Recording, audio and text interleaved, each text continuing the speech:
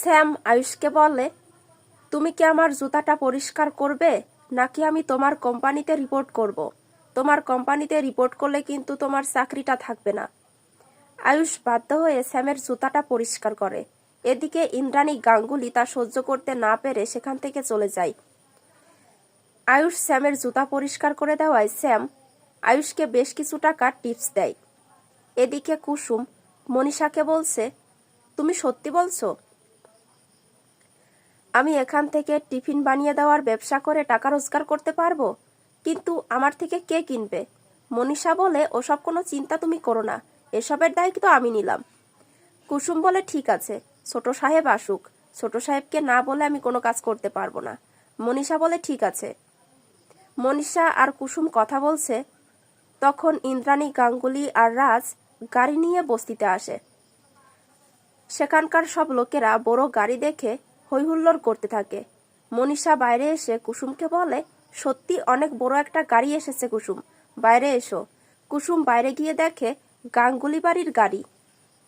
আপন মনে বলে ওঠে, এ তো গাঙ্গুলি বাড়ির গাড়ি। তখন ইন্দ্রাণী গাঙ্গুলি আর রাজ গাঙ্গুলি গাড়ি থেকে নেমে কুসুমের কাছে আসে। কুসুম তাদেরকে দেখে খুব খুশি হয়, মনে মনে বলে, দেবীমা আর স্যার কি ছোট সাহেবের সঙ্গে দেখা করতে এসেছে? কিন্তু উনি তো কাজে বের হয়েছে, এখন আমি কি বলবো? কুসুম ইন্দ্রাণী গাঙ্গুলিকে বলে, আপনারা এসেছেন, আমি খুব খুশি হয়েছি, আসুন ঘরের মধ্যে আসুন। ইন্দ্রাণী গাঙ্গুলি বলে, আমি এখানে অতিথি হয়ে আসিনি, আমি এখানে তোমার সঙ্গে বোঝাপড়া করতে এসেছি। কুসুম বলে, কি হয়েছে দেবীমা, আমি কি করেছি?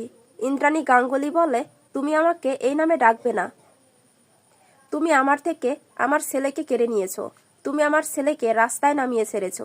আমার যে ছেলে 5 স্টার হোটেলে মিটিং করে বেড়াতো, সে আজ রাস্তায় রাস্তায় ঘুরে ঘুরে মানুষকে জিনিস ডেলিভারি করে বেড়াচ্ছে। কোথায় নামিয়ে নিয়ে এসেছো আমার ছেলেকে? কুসুম মনে মনে বলে, ছোট সাহেব তাহলে আমাকে মিথ্যে বলল। ইন্দ্রাণী গাঙ্গুলিকে বলে, বিশ্বাস করুন দেবীমা, আমি জানতাম না ছোট সাহেব এই কাজ করে, যদি জানতাম কিছুতেই এই কাজ করতে দিতাম না আমি। ইন্দ্রাণী গাঙ্গুলি বলে,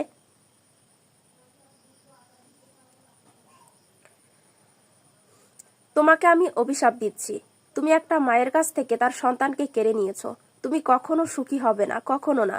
এই বলে সে সেখান থেকে চলে যায়। এদিকে আয়ুষ রাস্তায় রাস্তায় ঘুরে বেড়াচ্ছে।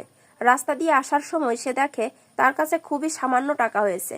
আপন মনে বলতে থাকে, মাত্র কটা টাকা হয়েছে, কিন্তু আমার যে মন খারাপ এটা কুসুমকে কিছুতেই বুঝতে দেওয়া যাবে না। আমাকে বাড়িতে গিয়ে হাসি খুশি থাকতে হবে। আমাকে যদি মন খারাপ করে থাকতে দেখে কুসুম, তাহলে ও চিন্তা করবে। এরপরে আয়ুষ বাড়িতে ফিরে দেখে বাড়িতে সবকিছু খুব চুপচাপ। কুসুম এক কোণে বসে কান্না করছে। কুসুমকে দেখে আয়ুষ বলে, কি হয়েছে তোমার, এভাবে কান্না করছো কেন? কুসুম বলে, আপনি আমার কাছ থেকে এভাবে মিথ্যে বলতে পারলেন? আপনি ডেলিভারি ম্যানের কাজ করছেন, এটা আমাকে জানানোর প্রয়োজন মনে করেননি? আয়ুষ বলে, দেখো আমি তো কোনো চুরি ডাকাতি করছি না, আমি তো ভালো কাজই করছি।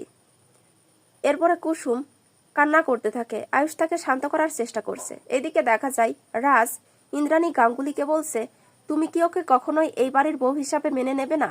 ইন্দ্রাণী গাঙ্গুলি বলে, না, ওই মেয়েটা আমার ছেলেটার জীবনটা শেষ করে দিয়েছে। আমার ছেলেকে আজ কোথায় নামিয়ে নিয়ে এসেছে ও?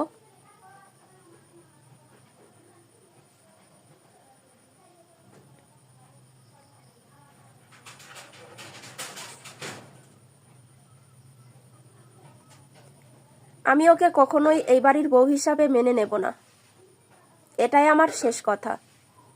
আগামী পর্বে আপনারা দেখতে পারবেন ইন্দ্রাণী গাঙ্গুলির সঙ্গে তর্ক করতে করতে অসুস্থ হয়ে যায় আয়ুষের বাবা। তো বন্ধুরা, এই ছিল আজকের ফুল পর্বের আপডেট। কেমন লাগলো কমেন্টে জানিয়ে দেবে।